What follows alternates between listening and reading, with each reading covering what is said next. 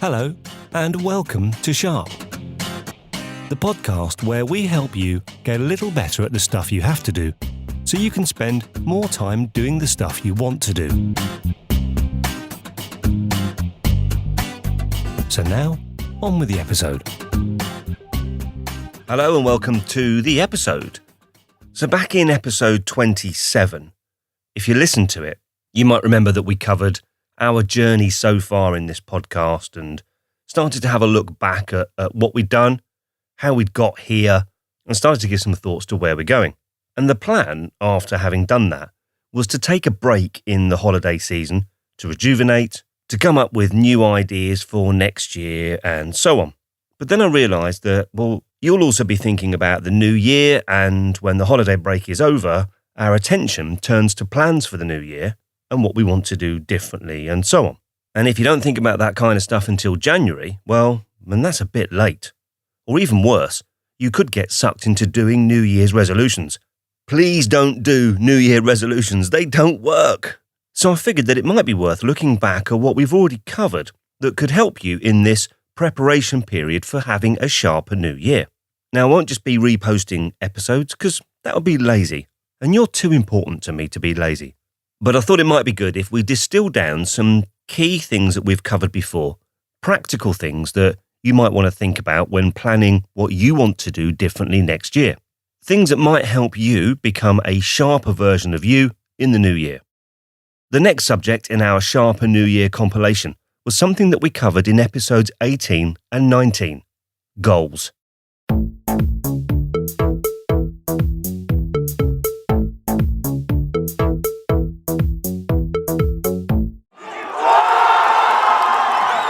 No, not that kind of goal. Life goals, personal goals, or career goals. Okay, I really need you to stop doing that. It's quite annoying. Have you finished? Thank you. Anyway, if you do a bit of research, there's loads of advice out there on how to set goals, and I've worked on this quite a lot over my career. The resource, though, it can be conflicting. So some people are saying, set great, big, hairy, audacious goals. Others are saying you should take baby steps. There's lots of chat about your comfort zone and whether you should stretch it or stay within it. Some people say set loads of goals. Other people say set a fewer number of goals. Other people say put your teeth in before you start recording. But there is some consistency out there, and this week I'm going to share with you the basic steps that people do agree on when it comes to setting goals, and the one crucial thing that many of them are missing. So first, let's look at the basics. How do we set goals? I've found 5 areas where there is some consensus that these things should be included as part of your goal setting process. The first one is visualize the goal. So have some image or a representation of what that goal is. So I reckon that you should go wild on this. Create an image that invokes the taste of food and the smell of the air and the sounds and that kind of stuff. After all, we learn stuff through all of our senses, and our memory's got a really strong link to using all of them. So setting a goal like this, using all of your senses, is likely to feel more real, and it will stick in your mind if you're going through a tough stage.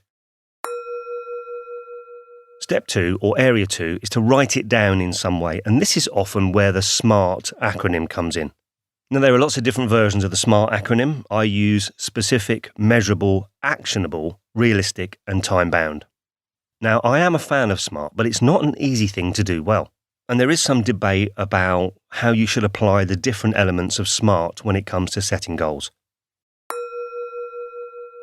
Okay, step 3, or area 3 in setting goals, is about sharing it. Now, there are 2 very clear and distinctly separate schools of thought on this. Some people think that publicly committing to the goal gives you an incentive to make progress. But there is a school of thought that the act of sharing it actually reduces your chance of success. There's an interesting talk from Derek Sivers on TED. I'll share it in the show notes. And he shares the view that you absolutely should not share your goals.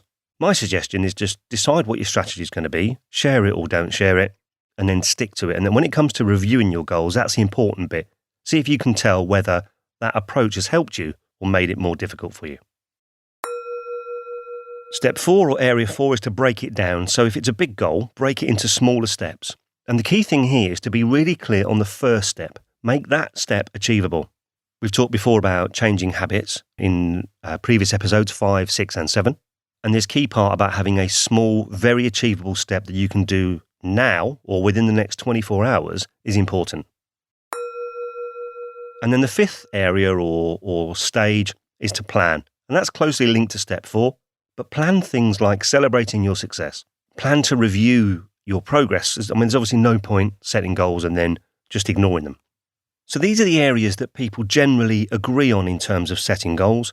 Visualize them, write them down and use S.M.A.R.T, decide whether you're going to share it or not, break it down and then plan.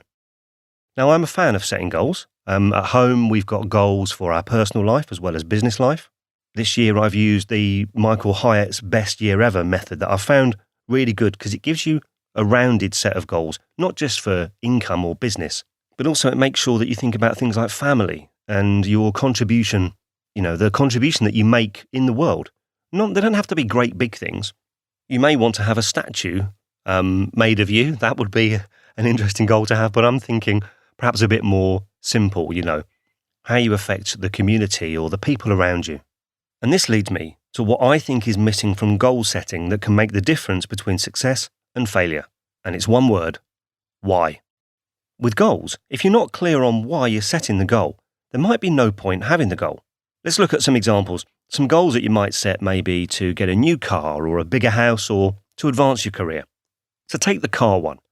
Why would someone want a new car? Well, it might be because it makes them feel happy. And that's fair enough. And then if you ask yourself the question, well, where does that happiness come from? What is it about the new car which makes you happy? And importantly, how long is that happiness going to last? You may decide that this isn't something to set as a goal. What about the career one? Why do you want to advance your career? Again, it may seem obvious, but actually when you ask yourself the question, there could be very different reasons.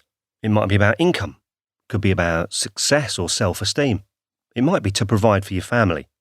And if you're clear on why something is a goal, then it's a bit easier to set about making it a solid one. And here's the secret sauce. You don't need to stop at one why. Let me explain what I mean. There's a proven technique in problem solving of asking 5 whys. It's used in lean manufacture and Six Sigma, for example. When you apply it to setting goals, it could help you reframe the goal, redefine it, or even come up with new ones. Here's an example. Okay, so I'm sitting here at the kitchen table with Lisa. Hello, Lisa. Hi. And we're gonna try and do the 5 whys with goal setting. Okay, here we go. So Lisa, I've set myself a goal this year of losing weight, and I've made it a SMART goal because I've written it down, and it says I'll go to the gym 3 times a week until I've lost 20 pounds, and I'll do it by the end of June. Okay. Why do you want to do that? Because I don't feel good about myself at the moment and I want to feel better. Don't understand why don't you feel good about yourself? Because I've got into the habit of eating too much nice food and not doing enough exercise. Why? Because I stopped going to the gym. Why did you stop going to the gym? Because I don't really enjoy it. Okay. Why don't you enjoy it? Because it's boring. Okay. So now it becomes clear that setting ourselves a goal of doing something that we find intrinsically boring is possibly not going to work. So then we can consider alternatives like taking a weekend bike ride or walking to work or getting out into the country at the weekend. Maybe on the food front, we might decide instead to reinvigorate our zest for cooking by trying out some new recipes with tasty, fewer calorie recipes, the kind of stuff. Now you don't have to ask 5 whys or be really rigid about it, but just the element of challenging the goal may open up some alternatives. And if it doesn't and it stands up as a good goal, one that you're happy to work on, then go ahead and use the steps that we've discussed before. Visualize the outcome. Write it down and do it in a smart way. Share it or don't. Break it down into smaller steps and focus on the first step immediately. And plan to celebrate your success and review. And the great thing now is that you can review against the why. And that makes reviewing easier and maybe a bit more stimulating because you're not just reviewing the practical element, but you're also considering, has it made me happier? Has it helped me support my family? And so on. Now remember, none of this is rocket science. It is just advanced common sense. But whether your why is about being happier, growing your self-esteem, or helping others, you can check your progress against those things. And then if you're not happier, maybe you set the wrong goal. And that's no biggie. Just change it. After all, no one said your goals have to be set in stone.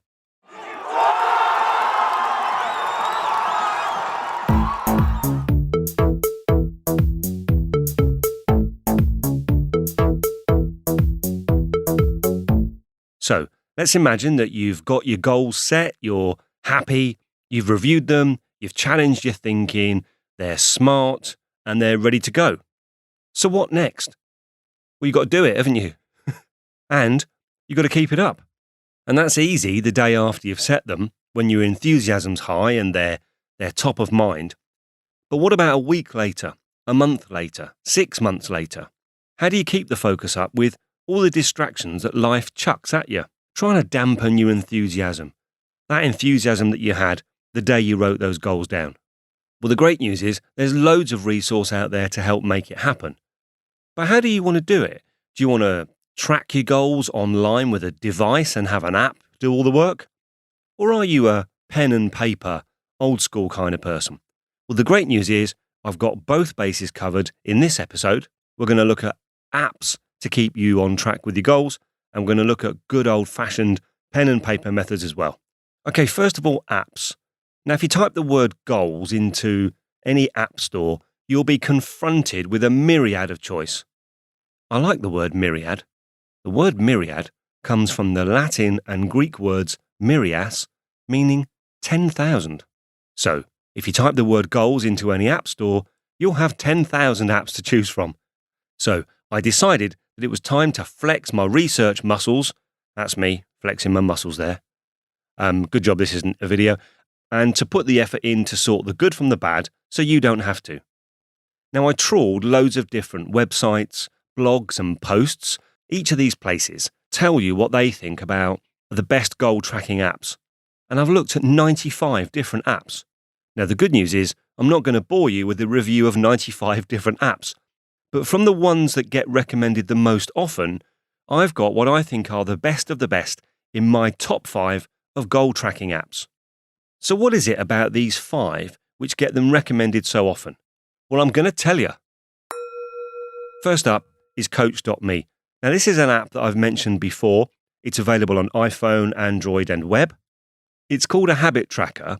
Now, the difference between goals and habits is a subtle one. So, for example, if your goal is based around fitness, then the habits could be, eat less, eat differently, walk more, the kind of thing. Don't just take my word for it. Tim Ferriss says about Coach.me that for adding new habits, he says, this is the only thing that got me to floss regularly. I and 5,000 plus others also recently went 30 days without booze and other stuff.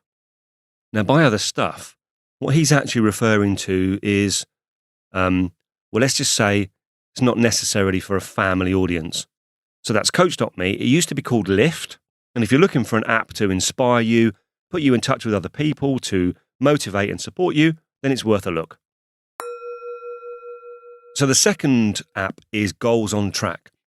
Now, this is available on iPhone, Android, and online. Now, this app is not free. It's subscription-based. The current price is $68 a year, so about $5 a month. It's described by Michael Hyatt as the most robust goal-setting program of the bunch. And these guys describe themselves as goal-setting for high achievers. I tell you what, it's really comprehensive. You set your goal, you set the actions, you've got visualization, you can track time, you can set habits, you can keep a journal. It's even got analytics and charts and so on if you like that kind of thing. Now, Goals on Track has been rated by 11 out of the 20 top websites that we researched. The testimonials include words like genius and brilliant. So that sounds good, doesn't it? You can get it at App Store or Google Play or on the web. And if you're looking for something comprehensive, then give it a try. They give you a 30-day money-back trial. And I guess if it helps you have, one less takeaway meal a month or one less beer or helps you find one more customer, then it looks like it will pay for itself. Number 3 is Strides. Now, Strides is only available for iPhone and web. It's not currently on Android. Livewire.com describes Strides as one of the most powerful and easy-to-use apps out there. You can set up reminders so that you never forget to maintain those daily habits that lead to bigger goal achievement. And the way it works is you set a target by putting in a goal value or a certain date, then you specify the action that you need to do to turn it into a habit, and then the Strides app lets you track it all by day, week, month, year, or even on a rolling average. It's got charts. It uses the S.M.A.R.T format. They provide a template for popular goals, or you can set your own one up from scratch. Strides is free with an optional premium plan if you want to be a power user. I don't know what a power user is, but sounds good, doesn't it? It's recommended by over half of the locations that we reviewed. It's described by one as being beautiful with a nice design. Strides, it looks simple. Give it a try. Next, we've got 2 apps that kind of tied for 4th and 5th place. I Run You Run and LifeTick. So firstly, I Run You Run is, again, it's an iPhone-only app. What makes this different is that you can use it for personal goals, but you can also use it for team goals or even company goals. So if you're looking for something that works for a group of people, try I Run You Run. Now the last one is LifeTick. LifeTick is web-based, but you can link it to your mobile device. What's nice about LifeTick is that it focuses on your core values first. So once again, like the others with LifeTick, you can define your goals, you set tasks or steps, and it uses the SMART model, which we like. And like I Run You Run, LifeTick can link to others to set family or group goals. Michael Hyatt likes it, and it's recommended by him, it's recommended by entrepreneur.com and Fast Company, amongst others. So that's LifeTick. So that's my top 5 of the 95 apps that we've looked at. Remember, they're in the top 5 because they're recommended more often across the top 20 websites that we've reviewed. When I say we've reviewed, I've reviewed, obviously. But when I say we, it feels like we're a team of people here, doesn't it? There is someone else that helps. You'll be hearing from him shortly, I'd imagine.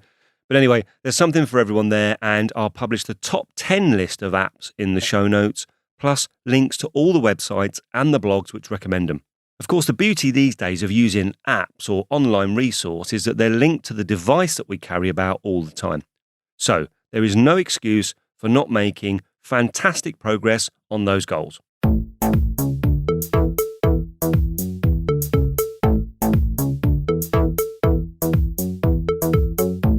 So let's have a look at some more traditional pen and paper-based solutions to tracking your goals. Good old pen and paper. It's not just there for the nasty things in life. Sorry, turning into my brother. So firstly, obviously you can just literally list or print your goals off and put them up somewhere on the wall or in a diary or something, and then just refer to your list of goals when you're reviewing your progress. And it doesn't have to be more complicated than that if you don't want it to be. But if you're serious about your goals, then there are methods out there which are still pen and paper based, but a more structured way of tracking your progress. Firstly, we've looked at 3 journals or planners that look pretty good. The first one is Self-Journal. Now this pops up in a lot of journaling blogs and websites as one that's highly recommended. Self-Journal is, it's a journal, obviously. It's a hardcover book, and it's been designed by a company called Best Self. Self-Journal currently sells for £30 or about $32. That's currently. In the future, £30 may be worth $3 or it may be worth $3,000. It works by helping you create 3-month goals, and then you break them down into chunks to give you daily steps. And then, of course, you can transfer these into habits which help you succeed. Now, they claim that you'll find that it bridges the gap between idea and implementation. And it says, where vision gets you started, execution delivers the goods. And I've got to say, Self-Journal is jam-packed. It covers everything from morning routine to end-of-day routine. It shows you how to set out a roadmap for your goals. It helps you structure your daily planner. It even shows you how to journal gratitude. If you like a bit of structure, the Self-Journal has it in absolute spades. It's really clear, it's simple, and I really like it. It's got all the ingredients that we've talked about in our podcast before on goals and habits, all wrapped up in a really stylish, smart, hardbound journal. I wonder what Guillotine thinks of the self-journal. In total, I love the self-journal. It's an incredible tool in assisting you in attacking your long-term and your short-term goals. It assisted me in acting with more intention throughout my day. It also helped me to structure my week, which can be a daunting task when you have an ADD device such as this. It fits in my camera bag. It fits in my book bag. I'm pretty sure it'll fit in your bag. So what do you think about the best self-planner? Is it yeah? Is it no? Are you going to get one? Are you not going to get one? Do you think it's BS? Well, he seems to like it, doesn't it? Lovely. Of course, I'll put a link in the show notes for you to have a look. So that's the self-journal. Give it a try. The next one is My Pro Planner.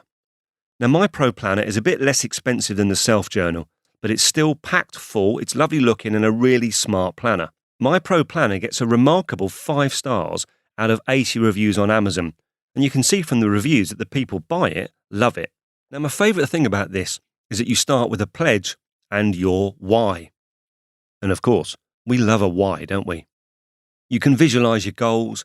You can break SMART goals down into smaller monthly tasks. There's a weekly planner, quotes for the week. There's a place to note your gratitude.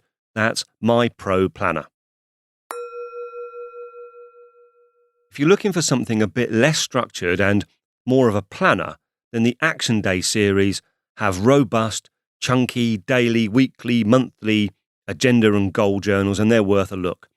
Now, these are more of a diary, but there is a dedicated space each week to note tasks, projects, and goals. In Amazon, there's a section for appointment books and planners, and Action Day are in the top 10. And actually, it's the only one in the top 10 with a dedicated goal and project section. So that's the Action Day series planner, and of course, I will put a link in the show notes. As you know, I am a huge fan of carrying a small notebook around with me at all times, even when I'm out in the field, in the rain. Please, let me back in the house. Having a notebook helps me when I need to jot ideas down, make a note of things I've done, just get thoughts out of my head and onto paper. And I also use it for my end-of-day routine for jotting down my daily review. My absolute favourite notebook of choice is the Field Notes range. They're cool, they're pocket-sized, they're hard-wearing. You can even buy bright orange waterproof ones if you're working somewhere outside in the rain. No, he is not coming back in.